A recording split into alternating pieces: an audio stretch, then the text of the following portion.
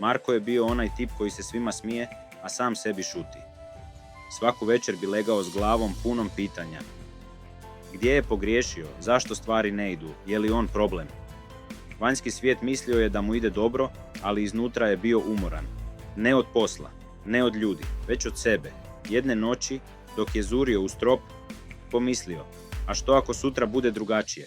A što ako ja budem drugačiji? Nije to bio neki veliki plan, nije znao kako ni kad, ali te noći nije zaspao s težinom. Zaspao je s nadom. I to je bilo dovoljno za početak, jer nekad ne trebaš znati kamo ideš. Dovoljno je da znaš da više ne želiš tamo gdje jesi. Ako si večeras kao Marko umoran, ali još vjeruješ u bolje, zatvori oči i zamisli sutra drukčije. Možda se već krećeš prema njemu. Ako je ova priča dotaknula nešto u tebi, zaprati snagu uma i nastavi hodati putem promjene. Zajedno rastemo.